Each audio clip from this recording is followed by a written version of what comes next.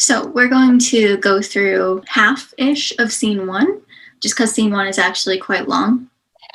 We're going to go to the end of the prince's speech and then stop. So we've seen the prologue, which was basically an overview of what we're about to see in the whole show. Complete spoilers, but that's how they did it back in the day. So we're about to jump into scene 1.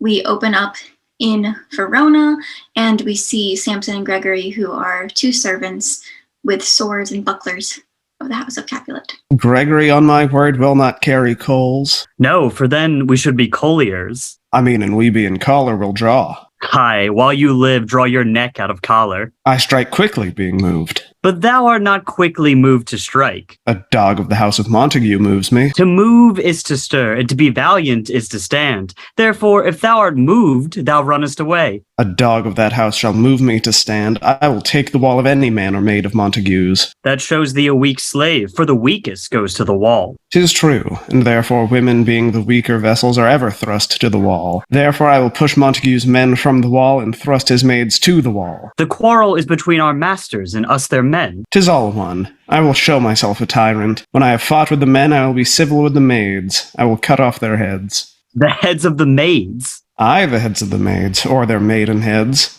Take it in what sense thou wilt. They must take it in sense that feel it. Me they shall feel while I am able to stand, and 'tis known I am a pretty piece of flesh. 'Tis well that art not fish. If thou hadst, thou hast been poor John. Draw thy tool. Here comes of the House of Montagues. Enter Abram with another serving man. My naked weapon is out. Quarrel, I will back thee. How? Turn thy back and run? Fear me not. No, Mary, I fear thee. Let us take the law of our sides. Let them begin. I will frown as I pass by, and let them take it as they list. Nay, as they dare, I will bite my thumb at them, which is disgrace to them if they bear it. He bites his thumb. Do you bite your thumb at us, sir? I do bite my thumb, sir. Do you bite your thumb at us, sir? Is the law of our side if I say I? Aside to Samson.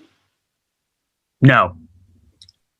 No, sir, I do not bite my thumb at you, sir, but I bite my thumb, sir. Do you quarrel, sir? Quarrel, sir? No, sir. But if you do, sir, I am for you. I serve as good a man as you. No better. Well, sir. Say better. Here comes one of my master's kinsmen. Yes, better, sir. You lie. Draw if you be men. Gregory, remember thy washing blow. They fight. Part, fools! Drawing his sword. Put up your swords, you know not what you do. Enter Tybalt drawing his sword. What, art thou drawn among these heartless hinds? Turn thee, Benvolio, look upon thy death. I do but keep the peace. Put up thy sword, or manage it to part these men with me. What, drawn and talk of peace? I hate the word, as I hate hell, all Montagues, and thee. Have at thee, coward. They fight. Enter 3 or 4 citizens with clubs or partitions. Clubs. Bills. Partisans. Strike. Beat them down. Down with the Capulets. Down with Montague. Enter old Capulet in his gown and his wife. What noise is this? Give me my long sword, ho! A crutch! A crutch! Why call you for a sword? Enter old Montague and his wife. My sword, I say. Old Montague is come and flourishes his blade in spite of me. Thou villain, Capulet, hold me not, let me go. Thou shalt not stir 1 foot to seek a foe. Enter Prince Escalus with his train. Rebellious subjects, enemies to peace, profaners of this neighbor's stained steel, will they not hear? What ho, you men, you beasts that quench the fire of your pernicious rage with purple fountains issuing from your veins. On pain of torture from those bloody hands, throw your mistempered weapons to the ground, and hear the sentence of your moved prince. 3 civil brawls, bred of an airy word by thee, old Capulet and Montague, have thrice disturbed the quiet of our streets, and made Verona's ancient citizens cast by their grave beseeming ornaments, to wield old partisans in hands as old, cankered with peace, to part your cankered hate. If ever you disturb our streets again, your lives shall pay the forfeit of the peace. For this time, all the rest depart away.